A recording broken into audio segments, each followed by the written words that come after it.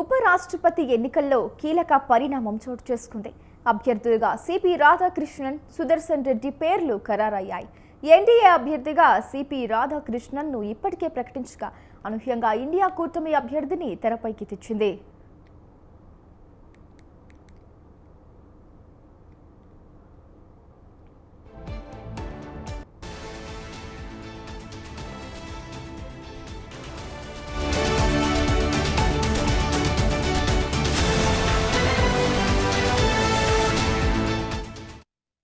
ఉపరాష్ట్రపతి ఎన్నికకు సంబంధించి తమ అభ్యర్థిగా సుప్రీంకోర్టు విశ్రాంత న్యాయమూర్తి జస్టిస్ బి సుదర్శన్ రెడ్డి పేరును ఇండియా కూటమి ఖరారు చేసింది.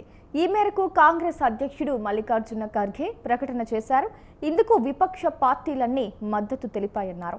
ఎన్డీఏ అభ్యర్థి రాధాకృష్ణన్ను ఏకగ్రీవంగా ఎన్నుకోవాలని అధికార పక్షం విజ్ఞప్తి చేసిన సమయంలోనే విపక్ష పార్టీలు తమ అభ్యర్థిని ప్రకటించాయి.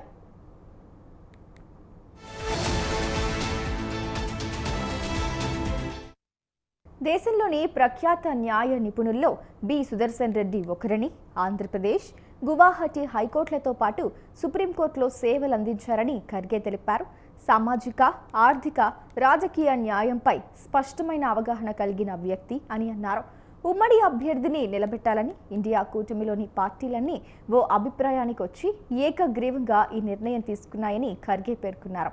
ప్రతిపక్షాలన్నీ ఒకే పేరును అంగీకరించడం ఎంతో సంతోషంగా ఉందని, ఇది ప్రజాస్వామ్యానికి అతి పెద్ద విజయమన్నారు.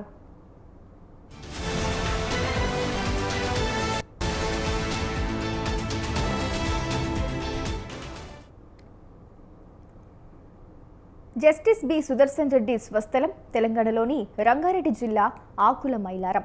1946 జులైలో జన్మించిన ఆయన 1971లో ఉస్మానియా యూనివర్సిటీలో లా పూర్తి చేశారు.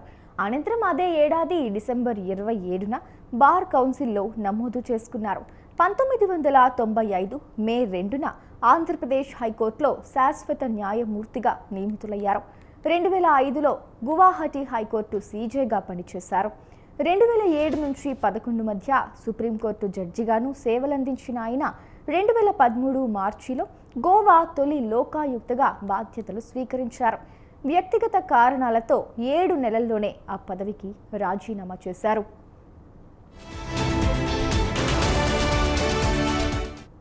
वाइस प्रेसिडेंट इलेक्शन में खड़ा करने का निर्णय लिया है और वो निर्णय यूनानिमसली हमने किया है. मुझे खुशी होती है कि सभी अपोजिशन पार्टी एक होकर एक नाम पे अगर chief justice of Guwahati high court and जज of the supreme court, he has been a consistent and courageous champion of social, economic and political justice. He is a poor man, and many judgments, if you read, you will know that how he favored the poor people and also protected the constitution and fundamental rights. This vice presidential contest is an ideological battle. It is not just a battle, it is an ideological battle, and all the opposition party agreed on this.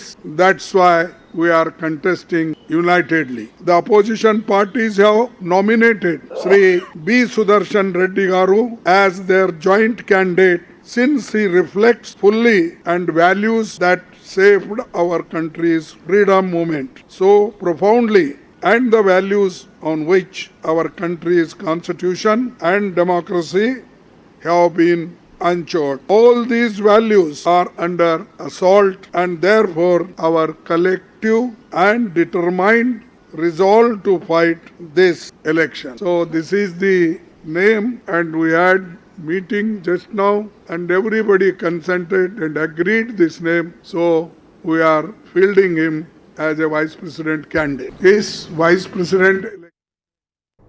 ఉపరాష్ట్రపతి అభ్యర్థి సుదర్శన్ రెడ్డి ఢిల్లీ చేరుకున్నారు.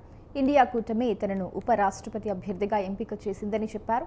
తనకు మద్దతు ఇవ్వాలని పార్టీలకు అతీతంగా ఎంపీలకు విన్నవించారు.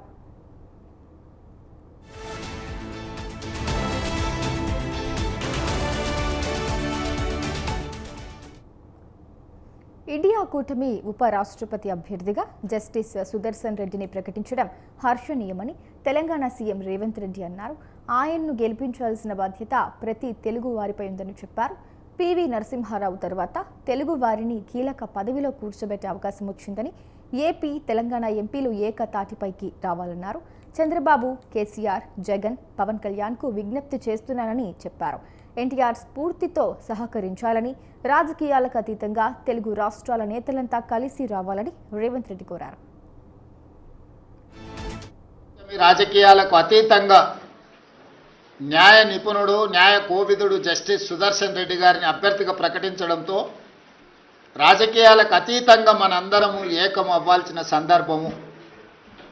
అందుకే ఈరోజు Telugu Desam party, YSR party, BRS party, MIM party, అదేవిధంగా ఉభయ రాష్ట్రాలలో ఉన్న బీజేపీ రాజ్యసభ, లోక్సభ మెంబర్స్కు కూడా విజ్ఞప్తి చేస్తున్నా, తెలుగువాడికి దక్కిన గౌరవం జస్టిస్ సుదర్శన్ రెడ్డి ఉపరాష్ట్రపతి అభ్యర్థిగా ప్రకటించడం. అందుకే మనందరం కలిసికట్టుగా 42 మంది లోక్సభ సభ్యులు, 18 మంది రాజ్యసభ సభ్యులు, ఉభయ రాష్ట్రాలకు సంబంధించిన వాళ్ళందరం ఒక తాటి మీదకి వచ్చి జస్టిస్ సుదర్శన్ రెడ్డి గెలుపులో భాగస్వాములు కావాలి. ఇండియా కూటమి రాజకీయాలకు అతీతంగా న్యాయ నిపుణుడు, న్యాయ కోవిదుడు జస్టిస్ సుదర్శన్ రెడ్డి గారిని అభ్యర్థిగా ప్రకటించడంతో మరోవైపు ఉపరాష్ట్రపతి అభ్యర్థిగా సిపి రాధాకృష్ణన్ను ప్రకటించిన ఎన్డీఏ ఆ ఎన్నికను ఏకగ్రీవం చేయాలని ప్రయత్నాలు చేసింది. ఇందులో భాగంగా కాంగ్రెస్ అధ్యక్షుడు మల్లికార్జున ఖర్గేకు రక్షణ మంత్రి రాజ్నాథ్ సింగ్ ఫోన్ చేసి మద్దతు ఇవ్వాలని కోరినట్లు సమాచారం. అంతకుముందు బీజేపీ అధ్యక్షుడు జేపీ నడ్డా కూడా రాధాకృష్ణన్ను ఏకగ్రీవంగా ఎన్నుకోవాలని విపక్షాలకు విజ్ఞప్తి చేశారు.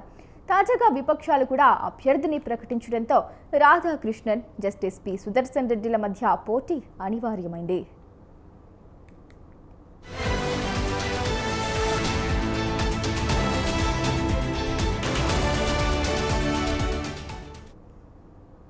ఎన్డీఏ ఉపరాష్ట్రపతి అభ్యర్థికి ప్రతిపక్షాలు మద్దతు ఇవ్వాలని ప్రధాని నరేంద్ర మోదీ విజ్ఞప్తి చేశారు. ఉపరాష్ట్రపతిగా సిపి రాధాకృష్ణన్ను ఏకగ్రీవంగా ఎన్నుకునేందుకు ప్రతిపక్షాలు సహా అన్ని పార్టీలు సహకరించాలని మోదీ విజ్ఞప్తి చేసినట్లు కేంద్ర మంత్రి కిరణ్ రిజిజు తెలిపారు.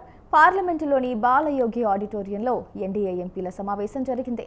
ఉపరాష్ట్రపతి అభ్యర్థి సిపి రాధాకృష్ణన్ను ఎన్డీఏ ఎంపీలకు మోదీ పరిచయం చేశారు. అనంతరం ఆయనను ప్రధాని, కేంద్ర మంత్రులు సన్మానించారు.